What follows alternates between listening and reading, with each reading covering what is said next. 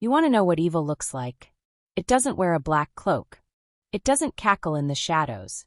It carves turkey at Thanksgiving with steady hands, and that goddamn smile plastered across its face like a mask that's been glued on so long it's become the actual skin underneath. Picture this, Cedar Hills, Oregon.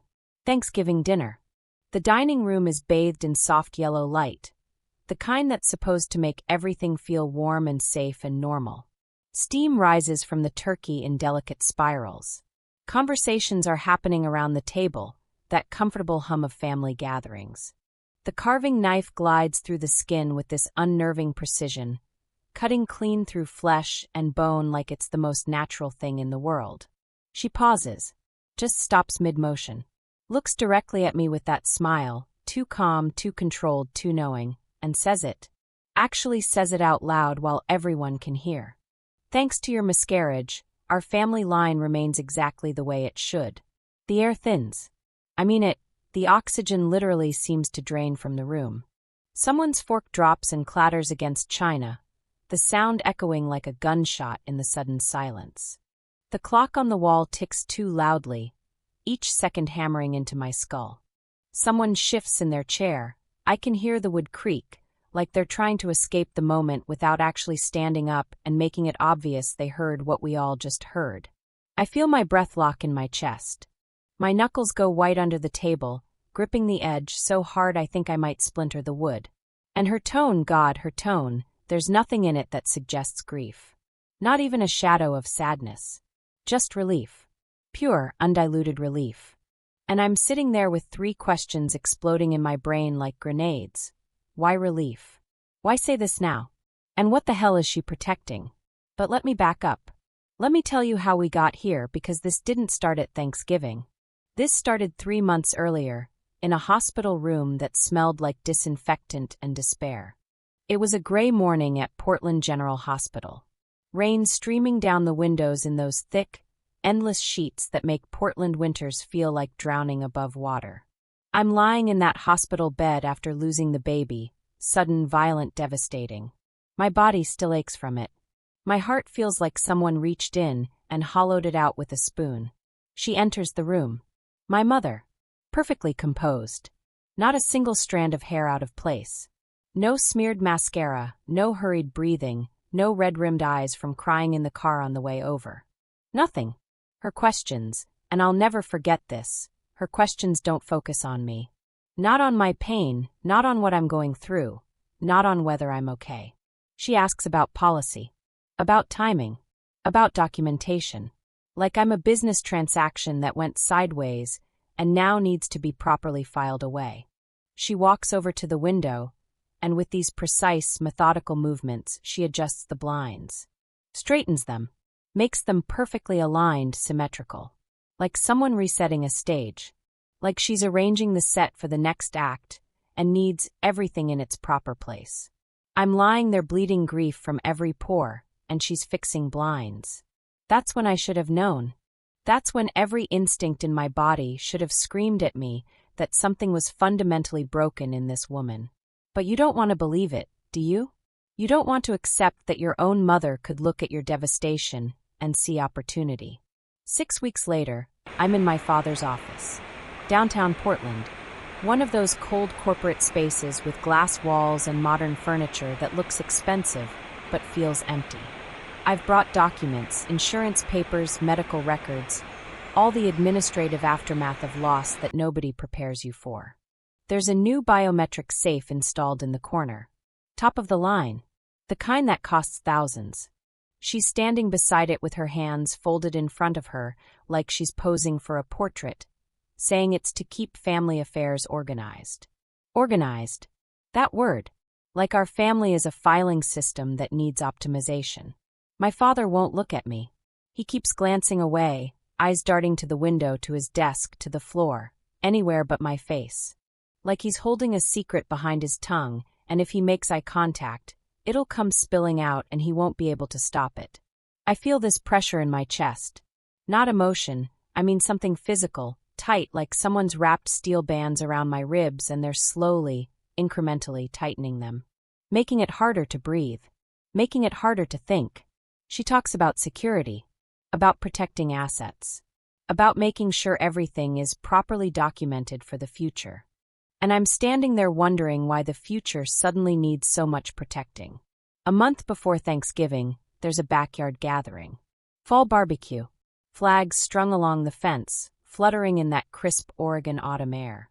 Neighbors laughing, kids running around, the smell of grilled meat and beer and burning leaves. My mother performs. And I use that word deliberately, performs. She's a gracious hostess, all warm hugs and soft compliments and that laugh that sounds like wind chimes. Everyone loves her. Everyone thinks she's wonderful. But her remarks, these little comments about what's meant to be, and everything happens for a reason and God has a plan, they slide under my skin like ice water. They make me want to scream. Because I know what she means. I know. She's talking about my loss like it's a feature, not a bug. Like it's something that should be celebrated, not mourned. When I step away to get some air, to escape the suffocating pleasantries she follows. Always within earshot. Always positioned where she can monitor, supervise, control. I can feel her eyes on me like heat lamps. Her motives are never explained. She never sits me down and says, "Here's what I'm thinking." She just operates in this fog of implication and suggestion and carefully calibrated statements that sound innocent but land like poison. I try talking to my brother, Landon. He's in the garage organizing tools, which is his way of avoiding the world. Hands busy, eyes down, everything in its place so his mind doesn't have to deal with chaos. I ask him if he's noticed anything weird. If Dad seems different lately. He pauses, wrench in hand, and for a second I think he's going to brush me off like he always does. But then he says it, Dad's been changing everything lately. Appointments, documents, roles. Restructuring things Landon doesn't understand. Before he can explain, before he can give me the details I desperately need, she appears. My mother. At the door. With that same calm smile. And just like that, the conversation evaporates. Landon's mouth snaps shut. He goes back to organizing. The moment is erased like it never happened, and I'm left standing there with half an answer and a growing sense that I'm living in a house where truth goes to die. The dinner before Thanksgiving. Small table, dim lighting. Just the immediate family. She praises my new independence. And each compliment is coded in dismissal, in condescension, in this subtle message that I'm being managed. That she's proud of me for learning my place. She places her hand on my wrist. Light touch. Gentle. But it feels like a claim. Like ownership. Like a collar being fastened just tight enough that you can still breathe, but you never forget it's there. My stomach tightens. My breath shortens. I'm sitting at my family's dinner table feeling like prey. And I realize, with this horrible dawning clarity, that there's a pattern here. That every interaction, every conversation, every seemingly innocent moment has been part of something larger. Something deliberate. Something shaped with intention. She's been reshaping reality behind the scenes, and I've been too blind with grief to see it. Then comes the night that changes everything. 11:42 p.m. Storm outside. Wind rattling the shutters of our family home with this rhythmic violence that sounds like something trying to get in. I'm descending the old staircase, hand trailing the railing, feet unsteady because I'm exhausted and emotionally destroyed and not paying attention. A shadow shifts at the top of the stairs. Close enough to touch. Too dark to identify but undeniably there. A presence, a shape, a person. Cold draft from the vent. 3 feet between us. A soft whisper. Words I can't make out. And then a push. Small. Precise. Intentional. The fall happens in fragments. Ceiling lights blur into streaks. Voices scatter like birds. My body hits the stairs and I'm tumbling, crashing, pain exploding in places I didn't know could hurt. Someone screams for help. Multiple voices now overlapping, panicked. Later. I don't know how much later. I hear her voice at the hospital. My mother's voice. Steady. Procedural. No panic. No fear. We'll handle this. Not are you okay? Not what happened. Just, we'll handle this. Like I'm a problem to be solved. A situation to be managed. And lying there in that hospital bed for the second time in 3 months, I know. I know with absolute certainty that someone pushed me. that this wasn't an accident, that I'm in danger in my own family home. The question isn't whether it happened. The question is, who pushed? And why? Weeks later, I'm in a quiet apartment in Portland. Small place, sparse furniture, but it's mine. Safe. Away from them. I lay out the hospital paperwork on the table in a perfect grid. My hands are trembling slightly. Aftermath of trauma, the doctor said, though I think it's rage mixed with fear mixed with determination. I open a folder from my father's office. One I acquired. Let's leave it at that. Inside, a revised inheritance document. Dated shortly before the miscarriage. I read it once. Twice. 3 times to make sure I'm understanding correctly. Then I straighten the papers, inhale once, deeply, filling my lungs completely, and make a decision. Time to know. No more living in the fog. No more accepting carefully constructed lies. No more being managed and manipulated and pushed down staircases in the dark. Time to know the truth, whatever it costs. I start with medical records. Official documentation. The kind that doesn't lie because it's logged and time-stamped and signed. And I find inconsistencies. The recorded time of my arrival doesn't match the ambulance dispatch log. Someone's altered the timeline, probably thinking no one would ever check. I track down one of the nurses who was working that night. She remembers me. You don't forget the miscarriage cases, she says with genuine sympathy. But then she adds something that makes my blood run cold. She remembers seeing someone already waiting before the ambulance pulled in. Already there. In the emergency bay. Like they knew I was coming. Like it was expected. Clue number 1. Next, I recover home security files. Our house has cameras. Dad installed them years ago for safety. I dig through weeks of footage, and that's when I find it. A 7-minute gap. Manually deleted. Someone went into the system and erased 7 minutes from the night I fell. But digital deletion is never complete. There are fragments, ghost images, data that doesn't fully disappear. I work with a tech specialist who restores a partial image. A silhouette. At the top of the stairs. Right where I remember the shadow. Clue number 2. And now I'm not just suspicious. I'm certain. Someone in my family tried to kill me, and then they tried to erase the evidence. My father starts acting strange. Stranger than usual. He begins leaving documents around the house. Accidentally. On the kitchen counter. On the coffee table. Marked pages concerning succession rights and inheritance structures. He never speaks directly. Never sits me down and explains.